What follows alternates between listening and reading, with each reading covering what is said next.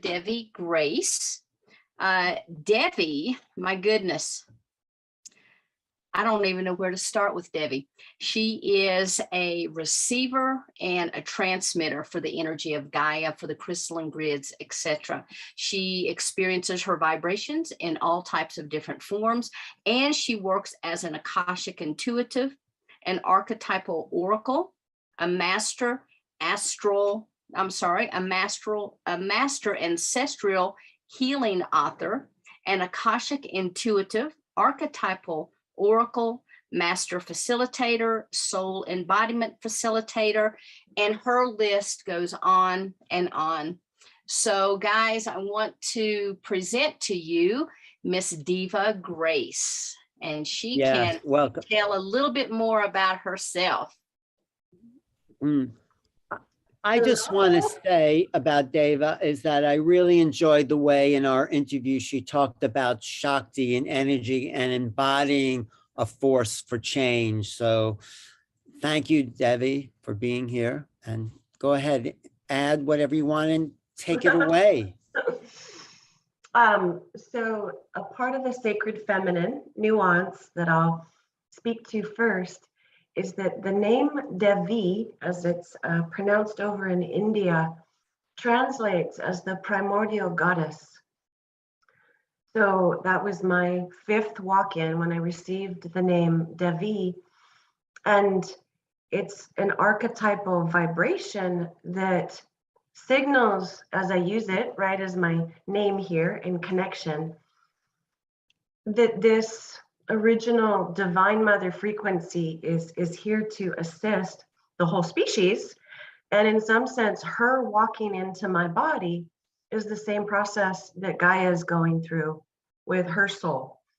So what I was asked to present today to our community that's in partnership with all the other presenters is like an archetypal framework for the principles of a walk-in, not just for us as individuals, not just for two-leggeds, that the same principles for a walk-in can also apply to a planetary body. And this is what John Lamb Lash is meaning when he said planetary tantra is our saving grace. And a lot of people don't connect the science of a walk-in to the consciousness of planetary ascension.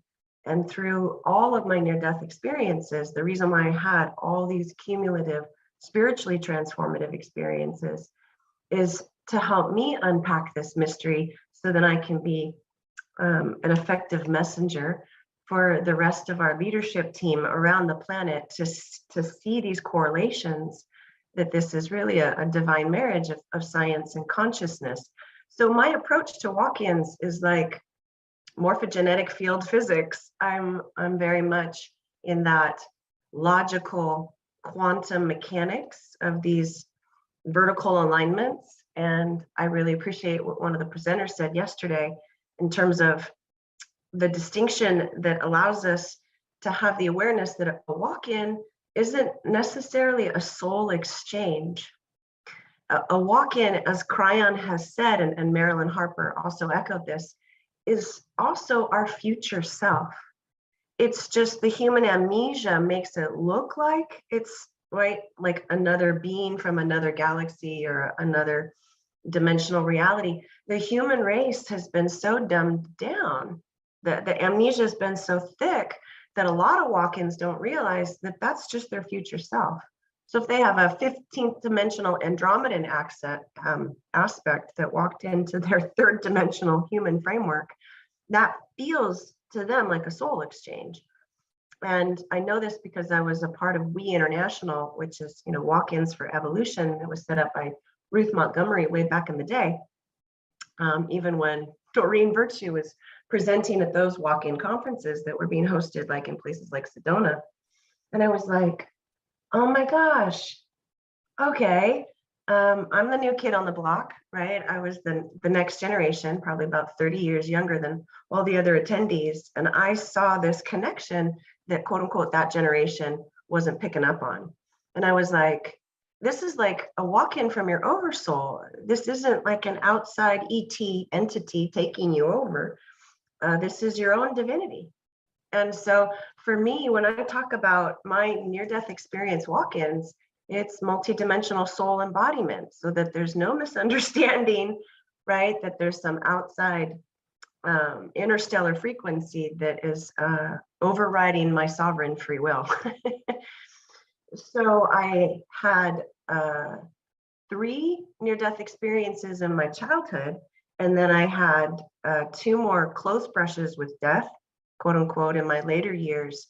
And each time I went through one of these shamanic rites of passage, I was humbled to my core in terms of really getting present to human limitation, meaning the vulnerabilities of our human body. Human bodies can die. They can suffer, you know, lethal wounds, and the vessel doesn't survive. And so we all know that there's the continuation of consciousness. We never die, right? We just transition out of the physical form. And so in some sense, it's like I went through all of these deaths and resurrections to prove the immortality of the soul. And that is like resurrection, walk-in, prototype, blueprint, so that the human race doesn't just believe that, quote unquote, that was only something available for Yeshua ben Joseph, right? Or the one known as Jesus Christ, who also, of course, was a walk-in. When Christ was initiated in the River Jordan, quote unquote, by the frequency of the Holy Spirit, that was the cosmic Christos walking down into Yeshua ben Joseph's body. And so a lot of the avatars have been walk-ins. And he had that benediction, right? The blessing of the Holy Spirit. And as we know from the Gnostic scholars, that's the Divine Mother. You know, she be the Sophianic Holy Spirit. So he received more of his quantum multidimensional self when he had his walk-in from Jesus to the Christos. And I say that with a capital K. Same thing for Buddha, right? Siddhartha is sitting there at the base of the Bodhi tree, and he's hanging out with all of these huge Dakini presences, right? And the Bodhi tree of life. And so Siddhartha woke up to this Maitreya walk-in, which they have in the Buddhic mysteries.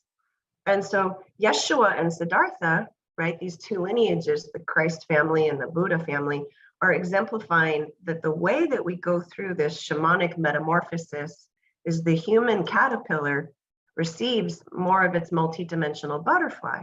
And I just consider a walk-in to be that chrysalis, you know, going through the metamorphosis and the human consciousness. Each time that I, quote unquote, lost my human life, I was utterly humbled of like, okay, got it. That's what it feels like to cease to exist in my human form. Now, what can I do in this moment where I'm in limbo, right? I'm neither fully graduated back to origins, and I'm not incarnate on the planet anymore. And so I had what you would call these end-of-life reviews. And I went into council meetings like in 1977 and 1983, and also in 2014, also in 2019. And I was able to objectively assess the situation and observe the challenges that were taking place on the planet in terms of, you know, the breakdown of the operating principles of truth and balance and integrity. So my deaths were very challenging. They weren't, you know, some car accident or anaphylactic shock. They were a result of the archonic interference with the development of the human race, who's destined to become Homo spiritus, sapien divinus, Homo luminous, whatever you want to call that, metamorphosis, transfiguration, and transmutation. And so I was able to document or testify or submit the reports in these council hearings as to the status of how things were playing themselves out in the human family systems or the ancestral tree of life. So we had this huge family tree of life council meeting every single time I died. And I said, look, this is what the human family tree of life is dealing with. And they're innocent because you can't say that this is their human free will to separate from themselves, right? Or manifest choice points of fear. I said, the human race is innocent. If they were given the supportive opportunity, they choose love. And so at that point, the planet was technically in a state of quarantine, right? Back in the 70s and the 80s. And part of my job was to communicate that there had been illegal tampering in the human genome that was making it very difficult for the species to make actions, choices, and behaviors that came from their heart, particularly within the nucleus of the family unit. And so I was able to basically wear the hat of a galactic lawyer, and I went in to the real Justice League that we have in interstellar tribunal courts in the higher octaves. And I basically proved the innocence of the human race, and I proved the innocence of Gaia. And I said, this is tampering from what you would call archonic negative high frequency. The species has no protective measure to neutralize this external threat that is manipulating 5D, 6D, 7D, 8D, 9D, 10D, and 11D and 12D technology in a very manipulative, sneaky, obviously unethical manner. The species wasn't evolved enough to protect themselves from what you would call unpleasant maneuvers. And that's, of course, being compassionate in my languaging. And so there's an archetype that we speak about in terms of the Black Madonna aspect of the Divine Mother. And she's Pele, or she's Kalima, or she's Sekhmet, Guadalupe, the Black Virgin. And so basically the Black Madonna channeled through me in my council meetings and basically presented this fierce love and this fierce grace and this fierce advocacy for the neutralization of harm that was being inflicted upon generation after generation after generation, without appropriate assistance being provided to the species to be able to recover from that kind of illegal leveraging of the playing field, is the nicest way to put it. And each time I was, quote unquote, received into these mystery schools, I started my mystery school training probably about in my late 20s, not just with what you would call the Ascended Master octaves, with, you know, all these different gradations of the higher councils of light, because the councils of light are the ones that mentor and advise the human avatars. And so I said, what am I actually dealing with? Where's the breakdown in this whole promise that the I am that I am is able to take form and manifest, and that the soul can fully have its emancipation and destined opportunity to birth and midwife its highest expression in its human timeline by choice. I basically was brokering, can we please restore free will? Because they deserve it, meaning the human race. And in those near-death experiences, when I'm in the in-between, I'm walking in two worlds. I remember what it was like feeling the injustice of death and destruction and annihilation and galactic warfare. And on the other side of the equation, I know I'm an intergalactic ambassador for the restoration of the original universal natural divine laws. So if a human being's choosing love, however, they're constantly being bombarded with very sophisticated negative high frequency manipulations that are coming from fear or separation or duality, what chance does a human being have to stand up to that kind of domination? And so I found this wonderful woman by the name of Dr. Rianne Eisler, who wrote this book called The Chalice and the Blade. And she said, well, this is domination culture, and the destiny of the species is partnership culture. And then this light bulb went off, and I was like, oh, that's what we were talking about in our intergalactic tribunal council meetings. There needed to be walk-in special agents, right? Galactic CIA, to come back down into this dimension, come back down into the human family systems, and be like a female 007 special agent on assignment to dismantle the funky business, right, of these intergalactic villains that were, working behind the scenes, and nobody was holding them accountable. So I started to gravitate towards all of these ancient myths and legends, and I was like, oh, the formula for the redemption of matter is in the mythic.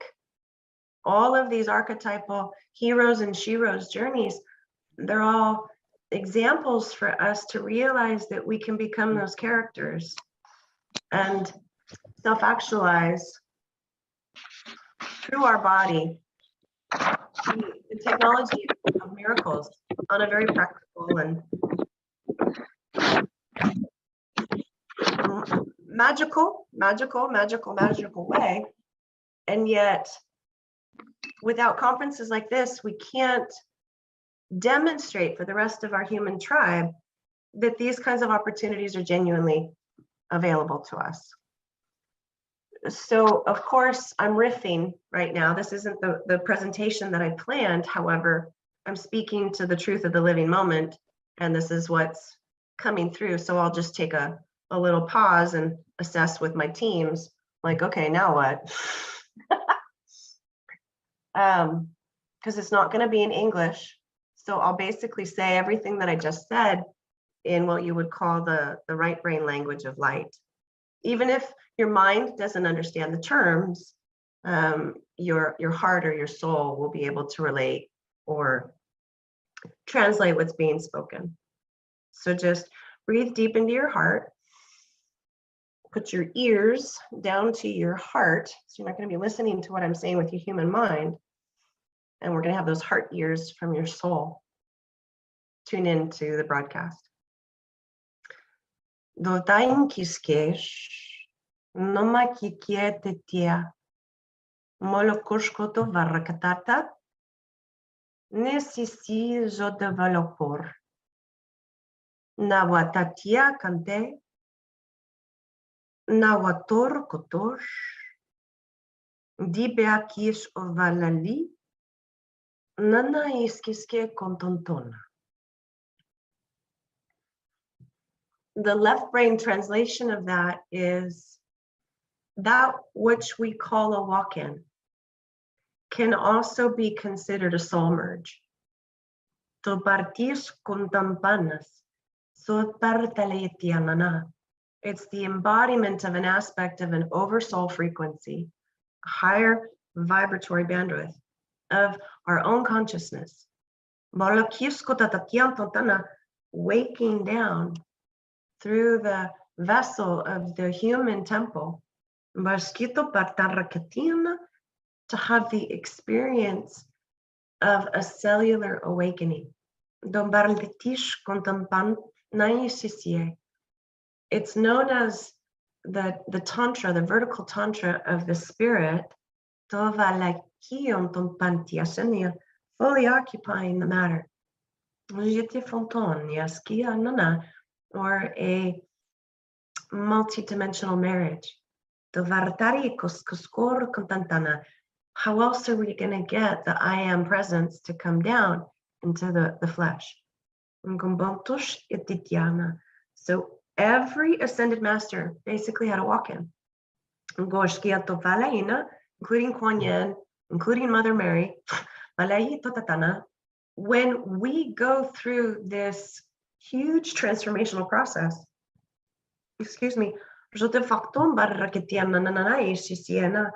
where we die to our small self or our limited human identity and shamanically surrender that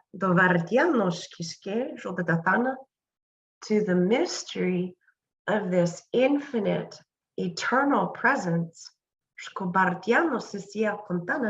and give these gradations of consciousness permission to unify. That's a waking down. So over soul merge, waking down, walk in, vertical alignment, multidimensional tantra, it's all saying the same thing. The vernacular is different. The connotations have different nuances. The universal principle that this miracle is available to each and every one of us is point blank honest.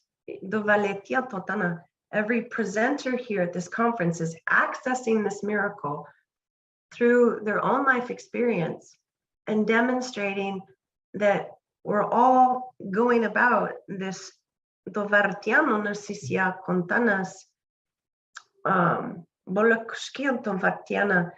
caterpillar into the butterfly, shape-shifting process, except it's all transpiring in this massive smorgasbord of infinite versions.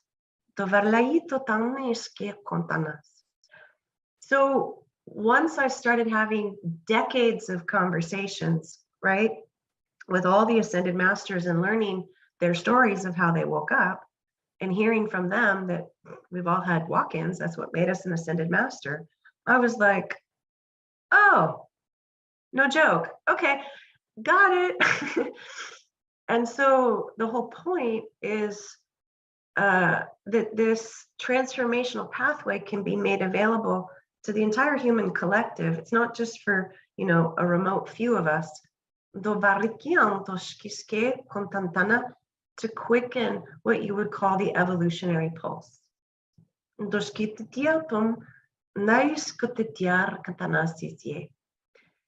of course, through the power of imagination, we have to know that these kinds of miracles are even available.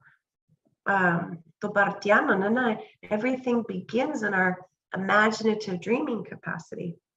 And if we trust that walk-ins are safe, that it's not an outside ET frequency that's attempting to override our blessed body temple without our permission, and that we can clarify that we're actually choosing our infinite divine being to partner with us in this human starship called a body, then this becomes the quickening for an accelerated, embodied, comprehensive metamorphosis for like thousands and thousands and thousands of human family systems, because it just takes one individual in a genetic pool to trigger that beautiful chain reaction that love wins and the law of grace trumps what you would call the law of karma, and that love and grace get to take center stage because we deserve it.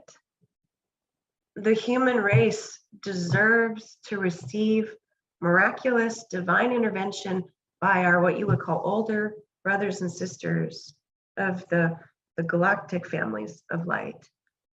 The star ancestors are the ancient guardians of the human ancestors. We all came from celestial origins.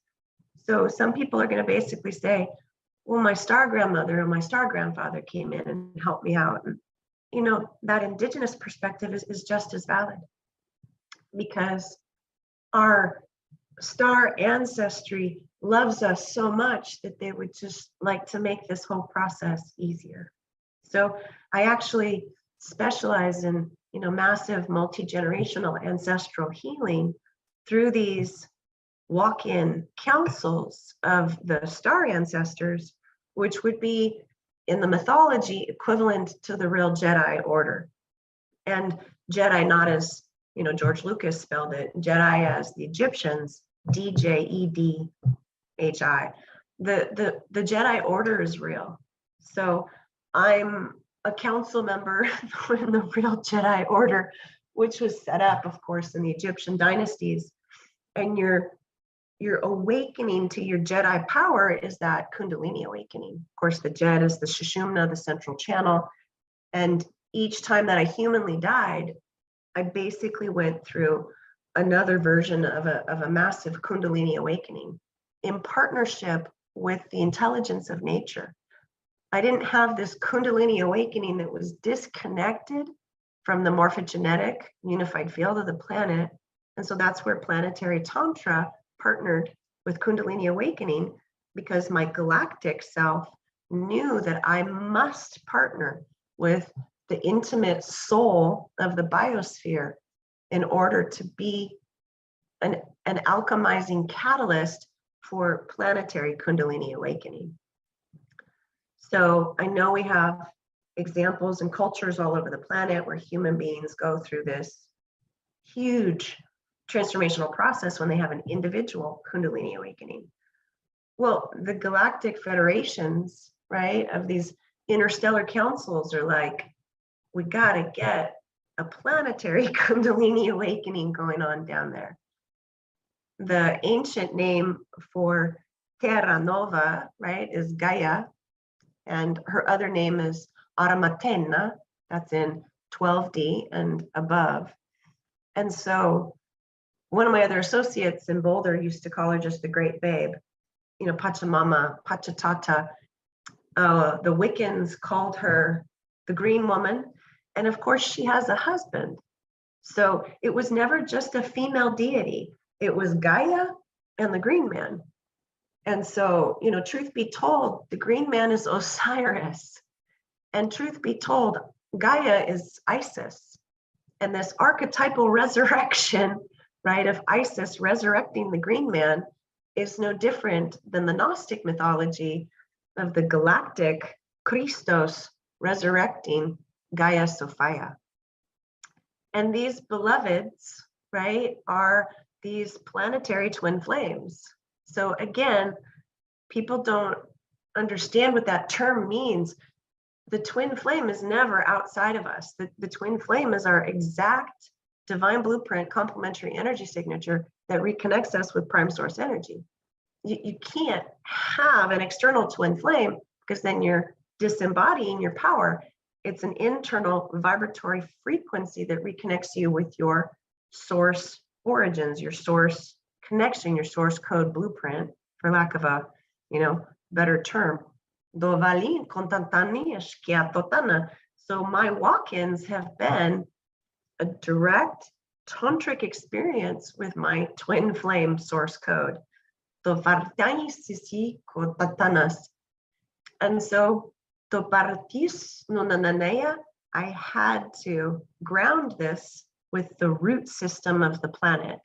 Otherwise, my body couldn't handle that voltage. It would be like being struck by a bolt of lightning. And so in order to survive that magnitude of life force that was rebooting me and also rebooting the planet, I had to surrender to this assistance from all of the powers of nature, which is fundamental to every form of shamanic intelligence on the planet. Some of the older lineages is Celtic shamanism or African shamanism. So of course you will see in the African cultural records, they worked with all of their star ancestors. And you will see in your Celtic shamanic records, the Druids and the Grail families, right? The Holy Grail, Holy Family lineages in Ireland and Scotland, we were just known as the Shining Ones. And we had multi-dimensional citizenry. We had access to our elven aspects. We had aspects from the great realms of the Telluric and the Fae, which of course, Barbara Handclough is a beautiful messenger. And we had access to our interstellar relations. And so in these golden ages in Africa and also in Ireland and Scotland, the worlds were partnering. And this whole phenomenon of a walk-in was kind of a normal rite of passage. So imagine a species who just relates to this level of a soul merge as a natural and normal initiation into being. And that you had this incredible assistance from your star grandmothers and your star grandfathers to come in and go like, okay, now's your turn. And that it can get easier for everybody to receive these gifts because it's not just for a few of us. And if we trust that the walk-in experience can be made available universally, just as multidimensional soul merge or a multidimensional, I call it circuitry alignment, then it makes it a household name just for like another graduation ceremony. Like you graduate from college. Well, I'm graduating into my oversoul merge. And you incorporate that into like the indigenous rites of passage, a maturation of coming of age of like, well, now I'm going to go through my metamorphosis and emerge from this more terrestrial expression of myself and accept and receive this multidimensional fractal of my soul and invite it to marry and mate and physically make love to my human body. So for me, I use all of the metaphors of sacred sexuality. It's like my soul made love to me and I experienced a direct, orgasmic, erotic, tantric initiation with my twin flame in the spirit world, because that dimension of me was the only part of me that knew how to resurrect my dead body, if that makes sense. And when my other elders on the planet saw this, and they saw, oh, that's how Isis could resurrect Osiris. That's how Dumuzi could resurrect Inanna. That's the Sumerian culture. That's how Magdalene could resurrect Yeshua. Oh my gosh, this is the universal archetypal formula. That's how Trinity could resurrect Neo, and that's how Neo could resurrect Trinity, right? In the Matrix Resurrections. What do we have on 12/22/21, right? The twin Matrix Resurrections. So it's in the mythology of our entertainment industry. It's in the mythology of Sumeria. It's in the mythology of Egypt. It's in the mythology of Israel. We have the twin flames in every culture and every continent. And all they do is they resurrect each other over and over and over again to prove that there is no death and only love and life is real. What happens though in a walk-in is that there's the death of the veils, or the death of the illusion of separation, or the death of the small personality, or the death of the multi-generational ancestral trauma. You know, death isn't a bad thing if it's seen as a part of the miracle of metamorphosis. And so the archons and the Anunnakian empires and the reptilians and the greys, they've all infected the species with a virus of fear to resist the great unknown. And that has stagnated the species because there's been a trauma program instilled in the body of the human race that says, no, no, no, don't go to the void. Don't go to 0 point. You're going to die. And so the Magdalene lineages, the Isis lineages, the Sophia lineages, the Kali Ma lineages, this is like, yeah, go to the void, go to 0 point. You're just going to die to your limitation. Your infinite eternal consciousness cannot be destroyed in any manner, shape, or form. And so this is how the walk-ins can be assisting the planet with COVID, right? If the species isn't in panic and fear that they're going to lose their life from, you know, some disastrous bioweapon, the walk-ins can be the ambassadors of like, are you willing to go through a miraculous metamorphosis to overcome any and all tampering that has been forced upon you by these ancient naughty ETs that are attempting to fool you into thinking that you're that small, tiny human personality that can't repair itself. So, you know, this is another presentation for another day. Preview of coming attractions. The walk-ins are needed worldwide right now as ambassadors to neutralize the false narrative. And I'll just leave it at that. So there's my like debriefing of a bit of my story, what I went through, and also giving our collective team here a bit of a educational debriefing, wisdom. And yet none of this will have any traction if we don't all share these principles with each other. So I channeled this gorgeous PowerPoint for us because I speak also to the images, the right brain, and a picture says 1,000 words. So these pictures will convey what I've actually been saying through the icon of the visual transmission, so we can move into another part of our psyche. That's okay. So I'm going to learn this little thing called share screen and then move into this other access point. Do you guys do that? Oh, no, I got it. Okay.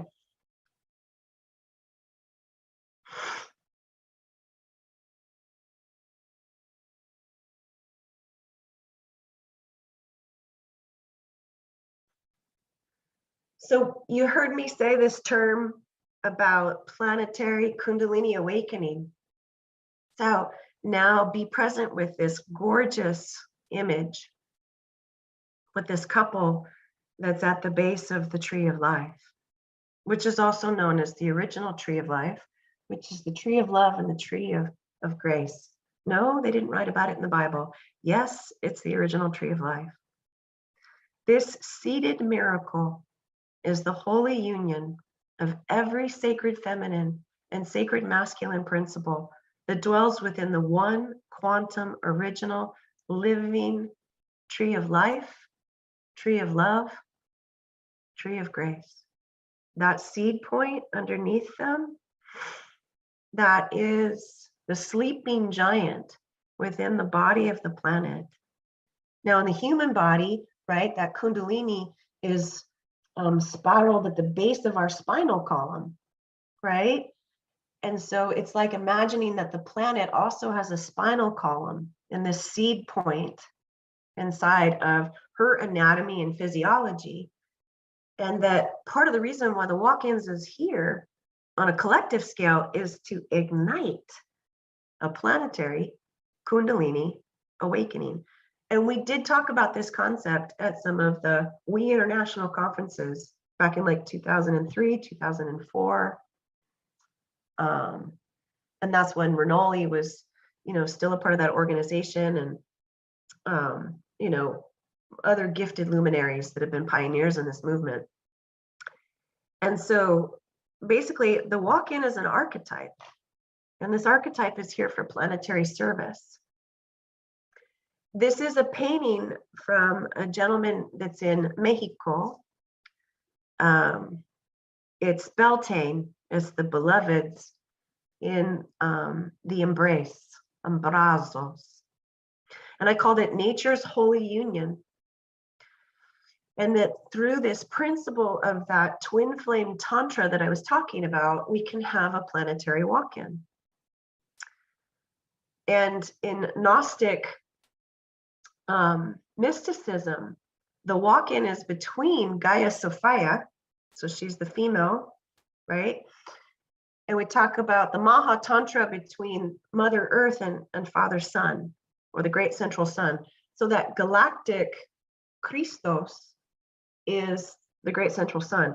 The Great Central Sun is coming down and making love to the body of Mother Earth, and they are the direct expression of what this painting is saying, modeled for us through the image of man and woman in a way that we can relate, because we can see that embrace taking place, because that's what we relate to in our human sexuality. I'm just applying the principles of Tantra and sacred sexuality because of my walk-ins to the planet. And so I am basically a speaking tree of life for Gaia. So what I wrote here is actually Gaia's message to us. It's not mine. She, Gaia Sophia, Pachamama, and her divine planetary counterpart, referred to as the universal king of the earth, or Pachatata, down in South America, are literally scheduled to receive their joint Maha Tantra walk-in or destined interdimensional soul merge.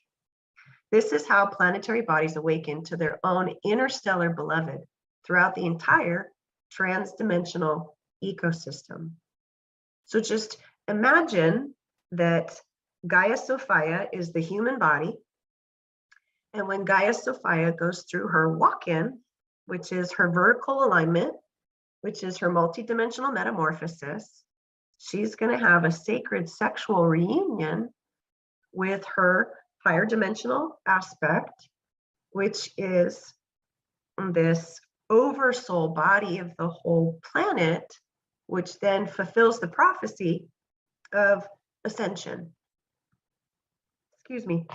However, it's not ascension, it's actually inscension.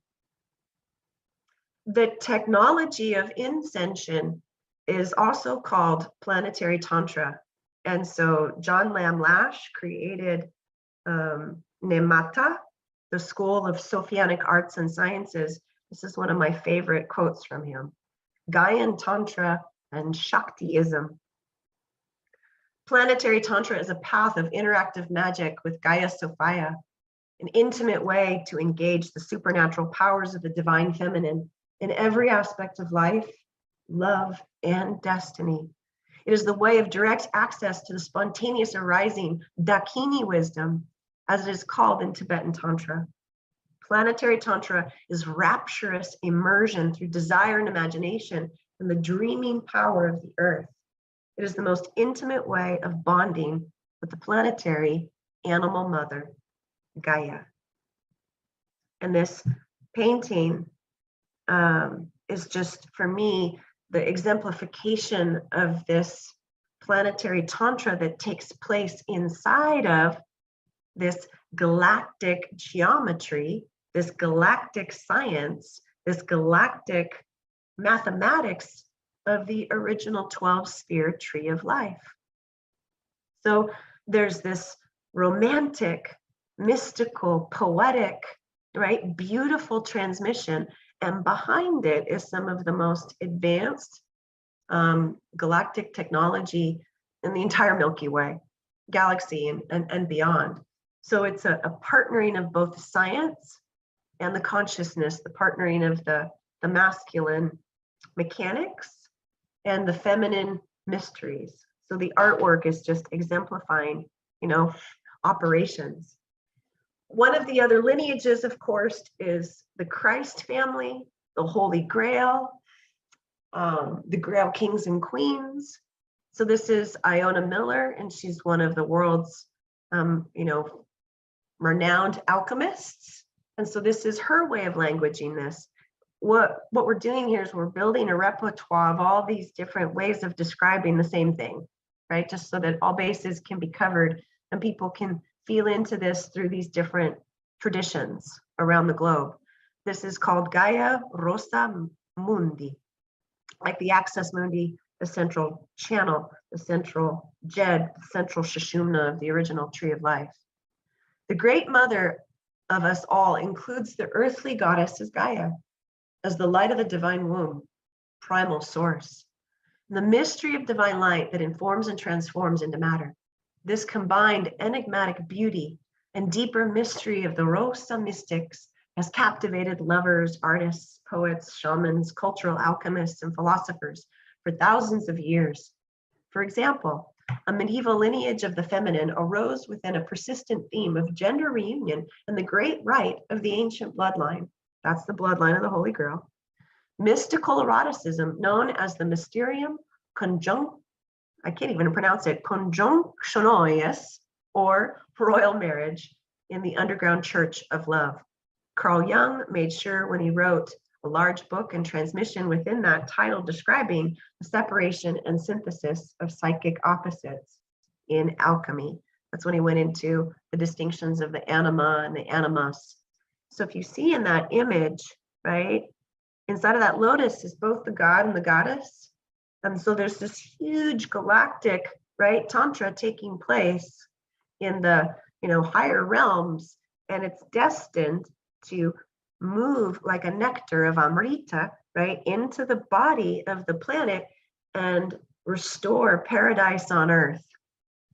So basically what they're describing here is that there's this galactic tantra that's taking place between the divine mother and the divine father, which is huge archetypal spectrum. And that we as humans can also embody this when we go into the royal marriage, also known as the hieroscamos, and so can the planet. And that's what revivifies or restores life itself. And of course, even Disney captured this at the end of Fantasia, when, quote unquote, the dark side destroyed the planet and then everything was exquisitely reborn. That's Fantasia #1. Disney channeled that in for sure. So this is our freedom codes. This is the way that Sandra Walter says it. She's also another walk-in out of Sedona and also practices planetary tantra. She had her awakenings up at Mount Shasta. She describes this in saying that sexual Shakti energy is the life force energy that I call the twin phoenix and dragon.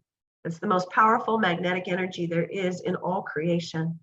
It's what creates realities, births new energies, and gives way to manifesting all desires. Ancient wisdom referred to this womb or pelvic region as the gateway to God, Goddess, Source. This energy unveils the portal to the Christed creator and creatrix, right? Another twin flame. And it connects our root chakra and sacral chakra, like 1D and 2D, which have remained the two biggest vaults of stored and carried ancestral and all life traumas. The repression of these gateways have inhibited the collective from fully tapping into the life's master Christic crystals, right? That's just advanced technology for the infusion of spirit into matter, stagnating the ability to utilize the primordial crystalline magic of Mother, Father, Earth. Now the species is in the golden frequency of regenerative consciousness, where we are freeing the resurrection of our divine feminine and masculine archetypes as the new cosmic Christ, Christa. Now, Sandra published this around the summer solstice of 2020. And this synopsis is basically a summary of my first two near-death experience end-of-life reviews. So the reason why I know these other messengers are spot on, 100% accurate in what they're communicating to the collective is because these are the conversations that I had with, gazillion star races in those end-of-life reviews, because those star races didn't understand back in the 70s and 80s, like, what's really going on down there? Like, why is it so hard for them to choose love? Where's the breakdown? Why is there so much discrepancies, right, between their pre-birth planning and what they actually choose? Why is there so much forgetting? How come this isn't, getting easier for them? And those star nations were legitimately curious. They weren't coming in judgment, but it's like, don't they get it? And I was like, no, they don't get it because they've been through too much trauma. So this is from another walk-in lineage that was started called the Melchizedek Cloister Emerald Order. And it's working with something called source spiral technology that has as its foundation basically a 13th dimensional quantum unified field. So this is an image of a 12-sphere tree of life. And so when I had these near-death experience end-of-life reviews, and I traveled through these wormholes or portals to be able to go back up and speak with my extended galactic relations, I had to travel through the vortex of this original Christed tree of life. So if you've seen the movie Contact, when Jodie Foster had to go through 3 wormholes, and you look at this tree, when I died, I went through a minimum of 12 wormholes. And so, here's how MCEO, simplified this when they said, we may see the multidimensional reality represented in the universal time matrix and how that impacts our planet. Individual human anatomy and planetary anatomy manifest upon and within the multidimensional layers of vibrational frequency as instructed by the core manifestation body template of the 12-tree grid, or the original tree of life. These make up the Kathara blueprint of our planetary gates or stargates. This is a tri-wave. It's not a Vesica Pisces, it's a triveka, it's a tri-wave, it's a trinity, it's a triskel. The crystal Christos architecture is that which allows the synchronic phasing of inner, outer, in-between currents of energy to be inhaled and exhaled, circulating the eternal life spark of creation throughout the entire organism. So you can imagine right now, is you take that Vesica Pisces and you just add one more circle, right? 3 circles, and in the middle they overlap. That's the triveka. And so when I died and I started having this walk-in experience, I went through 12 stargates just to get back to council meeting where I could have the conversation with my team about all of the violence that was on the planet between the masculine and feminine poles that was preventing the species from being able to really fall back in love with itself. And so another way, that you can remember this kind of code or pattern, which is absolute unconditional love for all that you are. That includes unconditional self-forgiveness, and it also includes unconditional self-compassion, and that's for yourself and all of your ancestors. So as you're looking at these slides, you're the representative from your entire family system that's receiving this transmission, so you can have multi-generational family healing right now, just looking at these pictures. This is from Ayasha Aniana, and also Divine Tools that simplified her very advanced morphogenetic field physics, where she said the 36912 quantum self-regeneration is a perpetual life lotus. It's called the access point to eternal first creation. And this is based in the Christed or Christic spiral or Christ code morphogenetic unified field physics. Now look at the image, See that lotus pattern? That's the right brain description of what these words are meaning. The crystal spiral and the mathematical sequence from which it emerges comes directly from the 0 point. Okay, that's prime source energy, or center point of all union. That's the void. And the crystal spiral perpetually retains a living, breathing, connecting, infinite source energy flow through the preservation of what came before. And that's what we mean by going back into, dark matter, going back into 0 point, going back into the void in every emanation.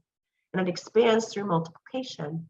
The Christ code is the perpetual motion and precise mathematical, geometrical instructions for the creation program for the Mother, Father, God source. The Kathara fractals form the structured framework of the Kathara grids and exist in precise angular and proportional relationship to each other according to the ratios of the energy balances set up by the source spiral Christ code. Now that's a mouthful. Basically, just look at the image and just trust that your multidimensional holographic intelligence understands what all those words means, even if your brain is unfamiliar with that jargon. And feel that nectar point in the middle, with all of those lattices of that 12-sphere tree. And now relate to my story where I told you that the only way that I could get back to those council meetings where I could have this authentic discussion, about weighing in on how to remedy the challenges that were plaguing the entire human race, is through this template of reaccessing through the void all of those quantum portals, all of those quantum wormholes that will take you and bop you into a 1313 stargate. So it's like 1D, 2D, 3D, 4D, 5D, 6D, 7D, 8D, 9D, 10D, 11D, 12D. They go sync. And when you reach the 1313 Stargate, then you're actually vibrating an authentic and genuine quantum unified field. So you can see here, there's 12 spirals. So this picture is like, that's how I got from my dead body back to Galactic High Grand Council, so that I could receive the help and the assistance from my star grandmothers and my star grandfathers that said, my child, what you experienced is just an indication of the breakdown of these original fundamental principles of life. And it's nobody's fault, right? It's an ancient trauma pattern. And we're just going to start to remedy this mess, right, through direct divine intervention. So another way of languaging this is that I traveled through a starburst of consciousness into primal particle. It's also known as a lotus rose stargate, right? So you can see the lotus, of course, is the Eastern mystery schools. The rose is the Western mystery schools. And so the original eternal nature of God source itself, and thus that of all creation, remains always perpetual and constant due to the mechanics of self-healing through starburst that God source intended, imbued and sets in motion as the foundation for the ongoing moment of first creation. Everything, including every single particle in the universe, has an encryption, and eternal life emerges from the original encryption set into the first particle, called the eternal life Christ code, capital K. From this point, creation emerges and expands, and it does so. The encryption expands infinitely and becomes more complex, and it's still based on the Christ code of the base 12 Stargate encryption. What that basically means is that we have a cosmic insurance policy. So even in that state of death where I lost everything, right? Because my human body, right, is the home for my soul. So when my body ceased to breathe, right, and I lost my human home, I traveled through this starburst of this Christ spiral stargate. And this was my dispensation of grace to ensure that I would survive that rite of passage and prove that eternal first creation is our ace card up our sleeve and can ensure the continuity of life, even in the face of, a significant breakdown of, naughty ET interference. And this is a gorgeous painting that another one of my star sisters channeled in from like the holy grail of the planet. So this is the way that she related to the Sangreal of Gaia Sophia. And I know people are familiar with the Arthurian legends, however, they never applied it to planetary science. So what you're seeing in this presentation is the partnering of all these different mystery schools so that we can get a deeper insight into the mechanics of large-scale planetary resurrection, because it takes all of the different mystery schools bringing all of their pieces of the puzzle together to actually hit what you would call that access code, or that chain reaction within chain reaction within chain reaction that actually makes it possible. So the 12D name for Gaia is Automatena, and the structure of the Holy Grail is also known as her heart womb. And so this painting is the Holy Grail of the planet, which is also known as the twin flame heart womb of, like I said, Gaia Sophia and the Galactic Christos. Now they have different names. If you're over in India, that's just Shiva and Shakti. If you're over in the Himalayas, it's Tara and Babaji. If you're in some of the Asian cultures, right, it's Avalokiteshvara. So, it's a million different names, but it's the same thing. These 12 Stargate nodal apertures have been fiercely protected by many guardians. Of course, these are the star guardians, so that they would only be laced or sequenced together once our ancient future Hieros Gamos sacred marriage templates had been successfully uploaded and dialed into the frequency coordinate oscillations from direct origins. Her avatar matrix is our future Earth blueprint that activates via all the womb chakra chalice wormholes placed all throughout our entire planet's internal net of Indra. I know that's a mouthful. Don't need your brain to understand what I just read to you. Just trust, again, that every word that I'm using has a specific holographic instruction. I'm using language that's from our future. Basically, all of my walk-ins allowed me to travel to my future self and walk that future self into my human body. So this terminology that I just read is common everyday language in about 100 years. We're in 2022, right?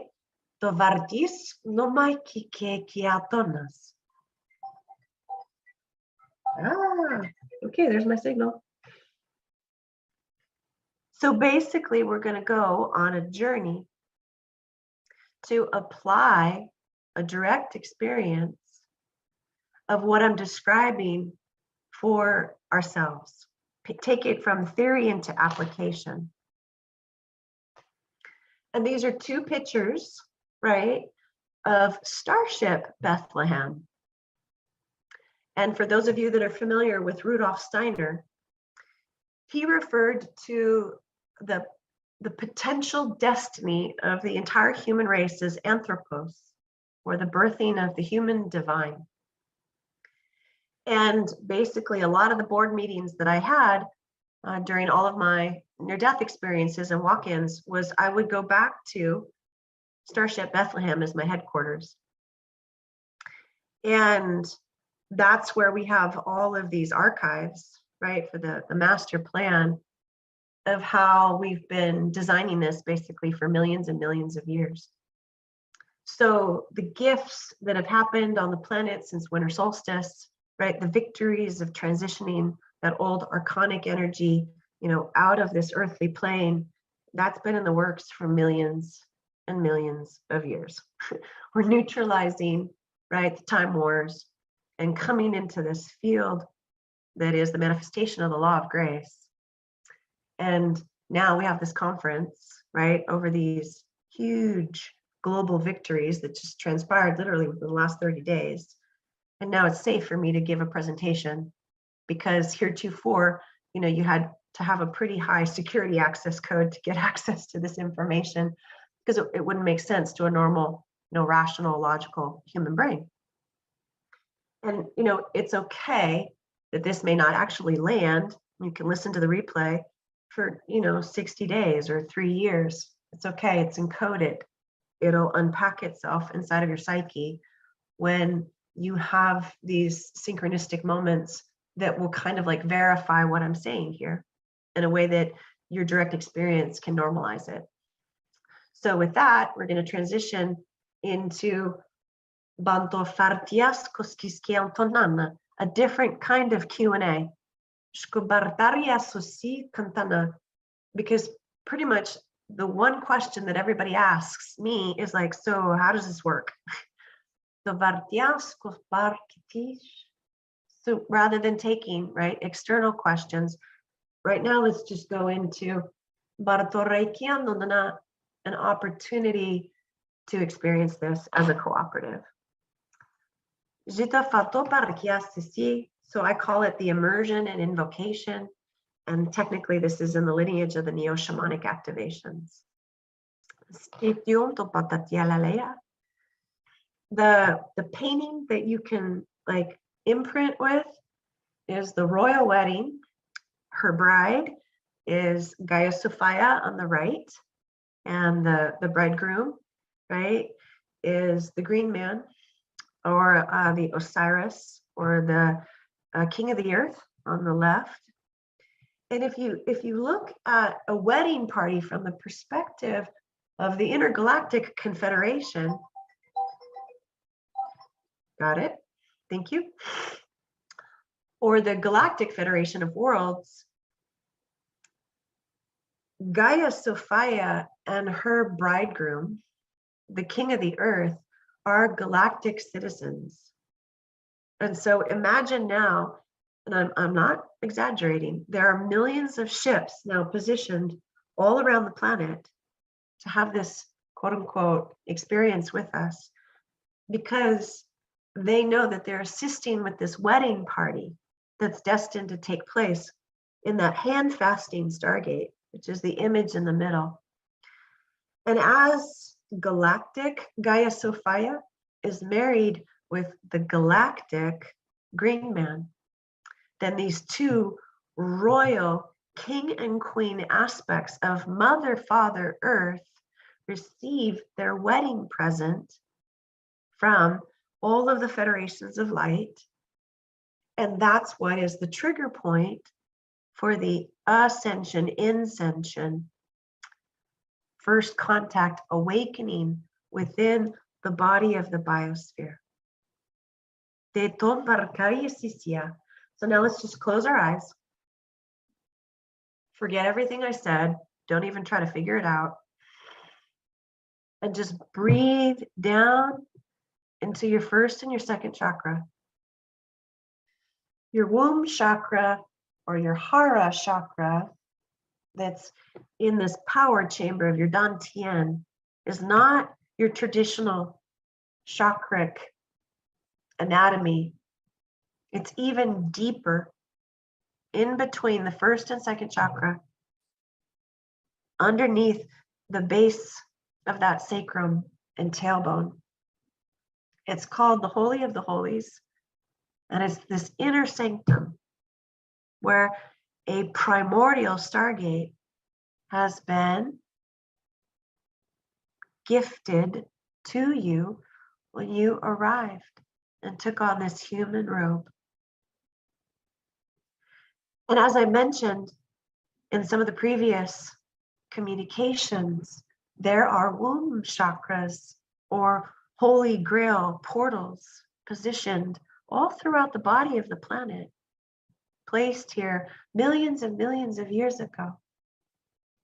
And feel into where you are on the planet, and feel into where all of these chambers reside within all of these inner sanctums. A lot of them are actually on the base of the ocean because the planet is predominantly water. So you can relate to those star bases that are at the bottom of the ocean that we saw in James Cameron's Abyss. Now feel that the stargate in your womb chakra, Holy of the Holies of your dantian, is connected to the same inner chambers that our star family inserted into the tantric body of Mother, Father, Earth millions of years ago, before any of the galactic wars ever started.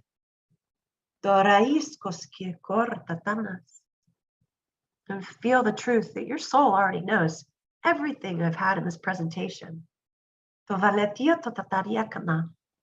Gnostics call it Gnosis. Let yourself reconnect and remember Gnosis. You don't require me or this presentation to help you remember. Got the files, import, reactivate, reattune, and bring that erotic, divine Kundalini energy down through your legs, down into the body of the planet. Basically announce with your own Shakti, with your own life force, I'm here and I'm showing up for this divine appointment that we said we would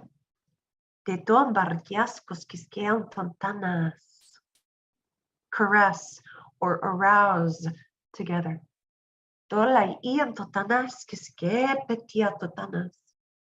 Take all of this ardent desire and passion, translate it into your love and respect for this miracle known as the royal wedding. We're all star seeds here.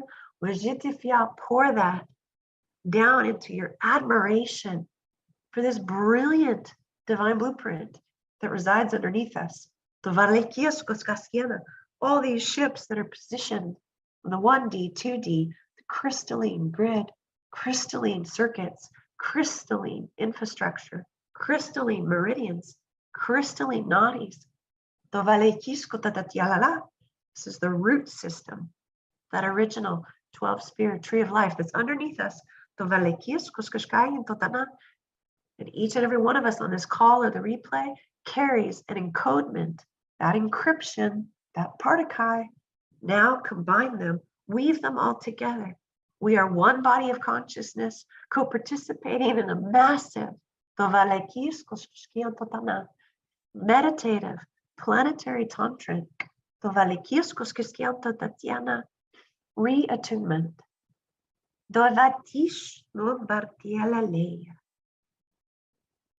And through that chamber, feel the quickening as if a lover was engaging your body in foreplay.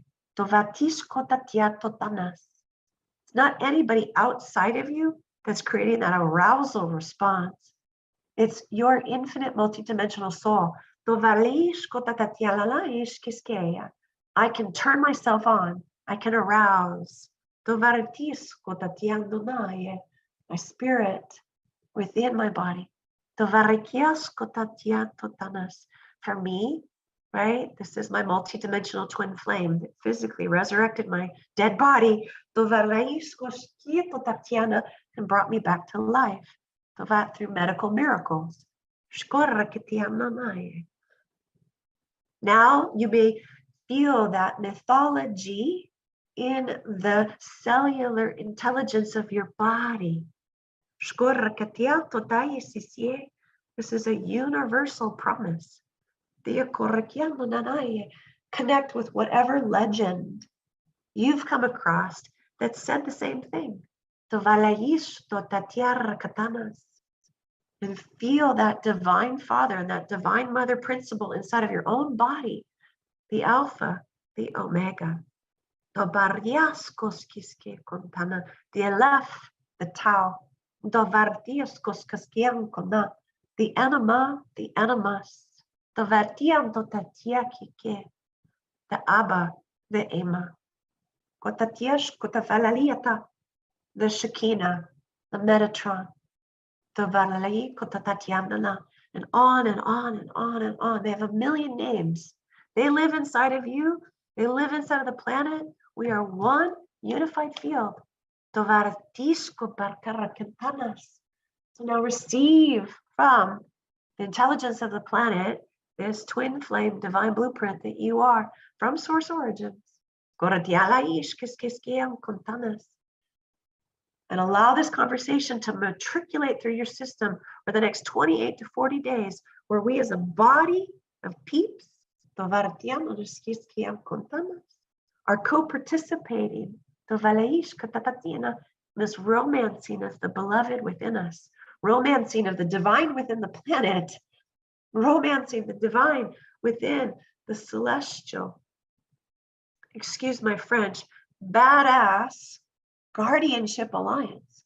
That's partnering and working with us, with the planet, and with our own interstellar tissues in the biosphere, our own bodies, and the planetary body, experiencing this as a cooperative. The whole point of all of us traveling to this planet was to get us to collaborate and co-create at this depth. So that we could self-actualize ourselves with Mother, Father, Earth, and with Mother, Father, Galactic, Source Creation. It's a trinity. Your body, the planet's body, Source Origin's body, all syncopated as that tri-wave. Also known as the threefold flame. One pink, one blue, one gold. Feel that through your body, the planet, source origins, trifold flame. This is the holy fire. It's white fire, gold, plasma, iridescent, pearlescent. Feel consumed in the light of the Spiritus Sanctus, Ruach HaKodesh, galactic Holy Spirit. Oh yeah, it's real. And even though this is a conference today called January 9th, what do we have next month? 2/2/2/2/2, February 22nd, 2022. This activation today will sequence through all of our bodies to star date 2/2/2/2, February 22nd, January 9th, so all the way to February 22nd. It's going to cascade, crescendo. This is what it means to participate in a sacred marriage ceremony with yourself and the planet upon which we reside. Now feel the codes already, right, gifted to us even before we were born. I call it import, right, from the swing between worlds. All your pre-birth planning councils. We already said yes to this. This is a total like, oh, right, I remember. I already know this. So all that's required moving forward here is I already know that I know. I have the gnosis of my pre-birth planning councils, right? Which is that Akashic reference file. Now gifted to you as a treasure from the planet itself. Reboot your divine recall. And conferences like this bring us together to flip the power switch. So feel me bowing in reverence to the sovereign magnificence inside of each and every one of you. I can't do this by myself. It's only available through us, through the power of we. This is why the Wish Alliance exists. We must continue to remember the power of we. This particular emanation, the Wish Alliance, we are honoring our divine contract with the planet today through this quote unquote presentation. Each and every one of you here said you would be at this exact precise moment. So it's not my gifts, it's our gifts that's making this possible. I'm only a conductor of the symphony. So feel every instrument that we are. Now we're a grand symphony. As Neil talks about sound alchemy, right? Sound current. Now become the sonorous song line together. Initiating it today and continuing to create this masterpiece of a symphonic, right? Alchemical metamorphosis for ourselves and the whole planet as a result of being willing to play with each other today. So now I'm going to shift to another image that will help us come back. So open your eyes, wiggle your hands and your feet, and see that this is, right, confirmation of this space arc starship that's in the caves, right, down in the body, deep in the inner earth infrastructure. And we just spoke to all of these starships together, embedded in the body of the whole planet, star arcs. And so these are the star nations, arcs of grace. They're positioned as a lattice or an infrastructure of light intelligence. We just, right, signaled to them collectively that we're ready for them to release their gifts and their technologies worldwide. And this is the signal, this is the master signal for embodied first contact.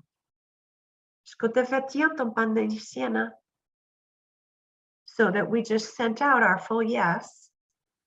for first contact through the embodiment of this tantra inside of ourselves in partnership with the sentient soul of the entire organizing intelligence that brought us all here into manifest physical form. So thank you for allowing me, right, to be a midwife, shamanic midwife, for this kind of embodied first contact. Another way of just looking at what we just did, right, is this couple, the male, female, inside of each and every one of us, inside of this embodied original tree of life, and that the twin flame totems is the phoenix and the dragon. Of course, those energies live inside of each and every one of us. And so a lot of people, right, may continue to see phoenix and dragons swimming through the planet, right, and assisting with first contact, because it's the partnership of the magical and the galactic and the human, right, is the love sandwich in the middle. Ta-da! So we will post this PowerPoint on the Wish Facebook page. You know, you guys can reaccess it anytime you'd like, review. And now I'm going to turn it back over to our presenters. How do I do that? Just stop sharing. Yes, you can stop. Yeah, there you go. Well, thank you. That was quite an overview and journey through the galaxy of creation and back into form, from the formless into the form, to the union, to the birthing of a new universe, really. So I'm looking forward to seeing where your work is going from here, because that was so all encompassing. You know, that was just, did someone write in here the Holy of Holies? Yes, the Holy of Holies. That's kind of nice. Yes. And amazing. I mean, yeah, this is all good. Yes, I mean, great comments. Golden arc, the covenant of love, heart, soul, the divine creator, creatrix, source, being. Anyway, thank you, Devi. You'll be here joining us on the panel, right? Yes. So, you know, if people have questions, feel free to use the chat box during the panel tonight to basically, you know, reposition Q&A when we bring it to, you know, the cooperative later on today. Now we have Jason here. So, Jason, do you know Jason's work, Devi? Do you know Jason? Not personally. I'm just trusting, right, that we're being positioned back to back by Sheila's brilliance. Okay. And I know that you're going to continue to develop this further for our audience. Great. Thank you. See you later, Devi.